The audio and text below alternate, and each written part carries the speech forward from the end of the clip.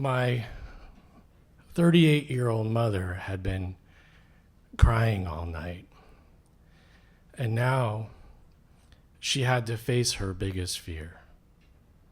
She had to go from here to there.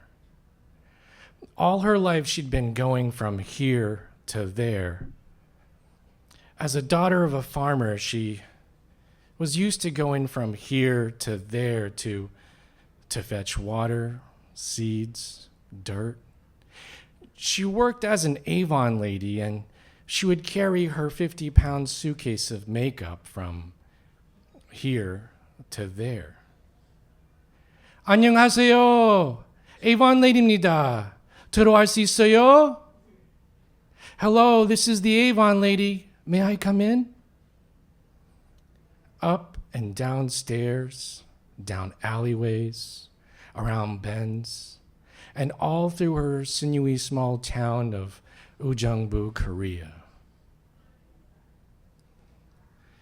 Now, she had to gather up her kids and take them from the Seoul airport to Portland, Maine. She looked at the terminal gate, wondering whether she'd come back here again. She sold what little we had and even borrowed money from her friends to buy 4 airplane tickets. She'd been meeting with all her friends and customers all week to let them know that she'd be back soon. Yeah, 빨리 들어올게요. 빨리. Yes, I'll be back soon. Soon. At night, she didn't think we could hear, but she cried in our one-room house. She did her best to keep it together until we fell asleep. My mother and my brother and I, we sat at the Seoul airport with my mother's friends from our neighborhood and my mother's friends from work. We sat near the terminal gate, but not too close to the gate. We weren't in a hurry to be near the gate. My 2 older brothers stood like wooden soldiers, guarding my mother and our luggage. I was 7, but I remember I wasn't to make a word or a fuss. Occasionally somebody would say, "Oh, I can't believe you're leaving." My mother would nod. I found it really odd that people couldn't be kind or polite in long goodbyes. The mood changed when my favorite aunt from Seoul came to say goodbye. She got up early that morning. She closed her shop. She put a note on the window letting her customers know that she wouldn't be there that day, but they all knew. She'd been telling all her customers all week that her favorite niece was moving to America to join her husband. She would walk 30 minutes down her steep hills in her neighborhood to the bus stop. She would make 5 transfers to the main train station that would take her to the Seoul airport. She carried with her 10 pounds of candy wrapped in 3 silk scarves that she bought for her nephew. And she bought at the best open market in Seoul. And she didn't haggle on the price, which was unusual for her. She paid the vendor full price. Both were surprised. My aunt was the Muhammad Ali of haggling, and her best technique was the rope-a-dope. 아줌마, 이게 얼마예요? 이거 비싸근데. 그래요? Storekeeper, how much for this? Is that the right price? And she would pretend to be hard of hearing and ask lots of pesky questions until the store owner would lose their patience and blurt out a low price and a wish that she would go away. And then she would come to life and snatch it up.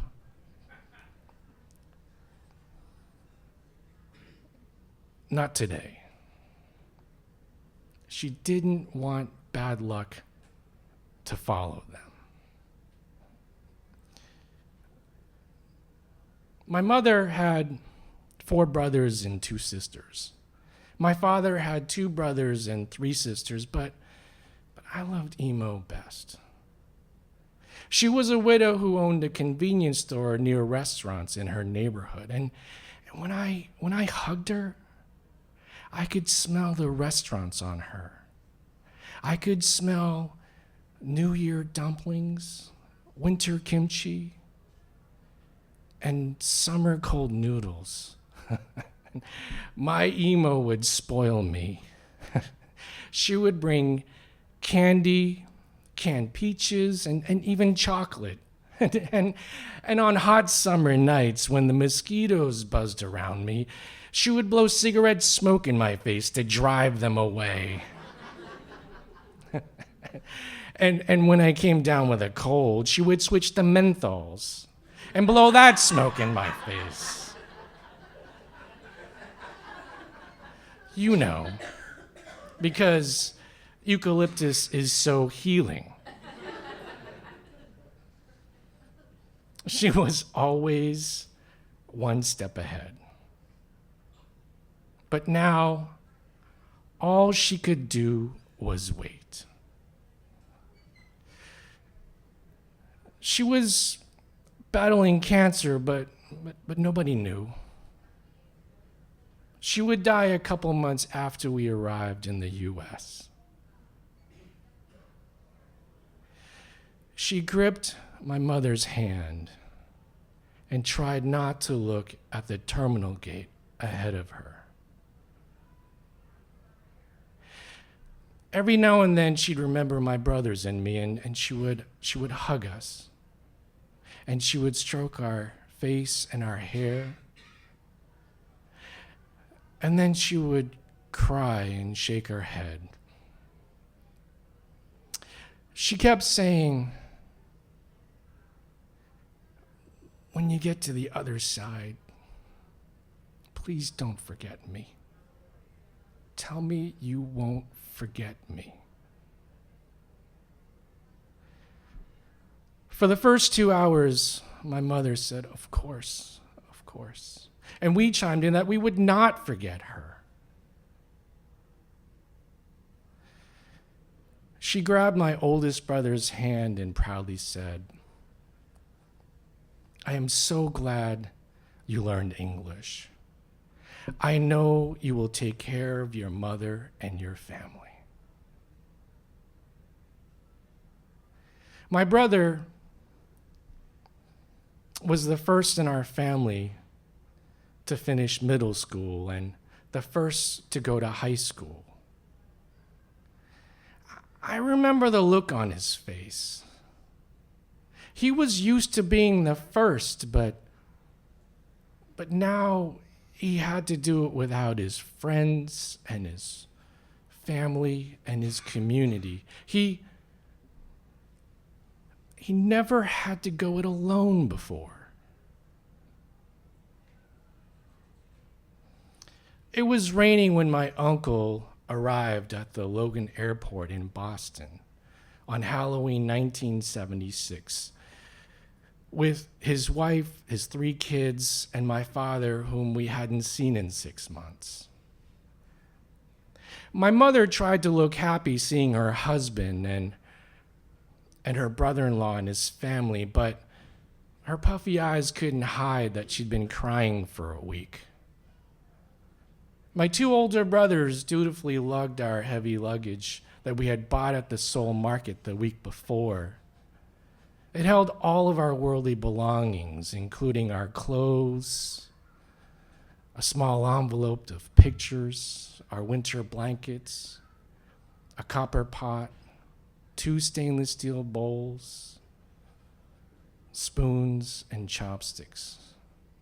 I had with me my worldly belongings, a brand new red and blue reversible jacket, and 10 pounds of candy my emo bought for me.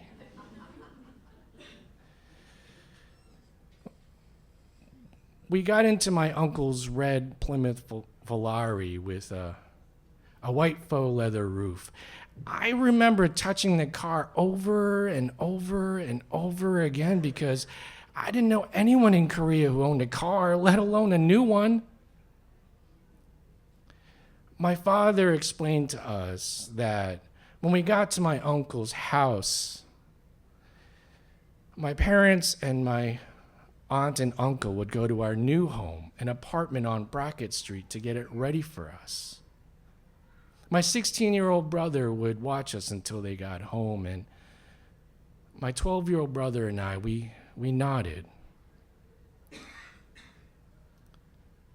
I sat on my father's lap, quietly, playing with my winter coat zipper, gripping my candy tighter, holding all my goodbyes and love from emo. Thank you.